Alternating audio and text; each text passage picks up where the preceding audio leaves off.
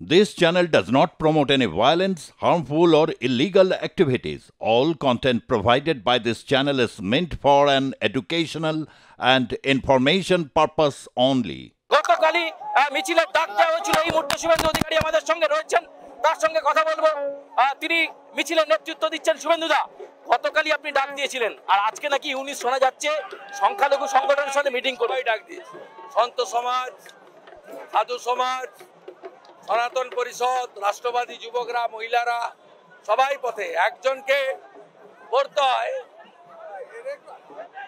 পুজোতেও পুরোহিত থাকে, পুজোতেও পুষ্পাঞ্জলি যে দেয় সে ভিত্তিক থাকে। বলছি সেখানে বাংলাদেশ তাকত দেখাচ্ছে। দেখুন 10,000 হিন্দু, জলের ব্যবস্থা নেই, গাড়ির ব্যবস্থা নেই, পোস্টার নেই, ব্যানার নেই, লিফলেট নেই। শরৎ কোটারি, রাম কোটারি, অমর রাহে 500 বছরের স্বপ্ন, রাম মন্দির তৈরি হয়েছে। আর 6 ডিসেম্বর প্রত্যেক হিন্দুর কাছে বীরত্বের, শৌর্যের, গর্বের। পাকিস্তান বলছে তাদের অ্যাটম বম নাকি বাংলাদেশের জন্য আছে। বলছে বাংলাদেশের জন্য পাকিস্তানের অ্যাটম বম।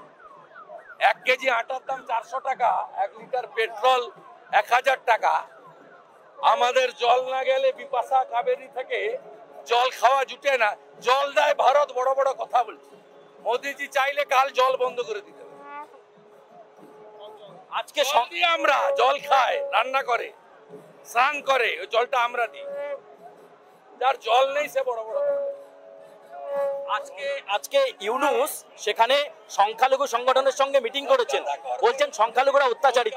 কর্পোরেশনের যা আবর্জনা আছে আমাদের কার্গো ফ্লাইটে ফেলে দিয়ে এলে ও ঢাকা পড়ে যাবে ইউনুস, আর কিছু লাগবে না, আর্মি লাগবে না।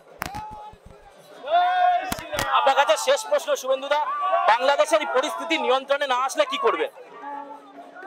জঙ্গিবাদের বিরুদ্ধে যে রাষ্ট্রগুলো গত কয়েক দশক ধরে ভূমিকা নিয়েছে, আমেরিকা, ভারতবর্ষ, ইউকে সহ, তারা নিশ্চিতভাবে এই জঙ্গিবাদ নির্মূল করার জন্য আমার বিশ্বাস জানুয়ারি 3য় সপ্তাহে যখন বিশ্ব রাজনীতিতে পরিবর্তন আসবে তারা উদ্যোগ নেবেন, এই বিশ্বাস আছে।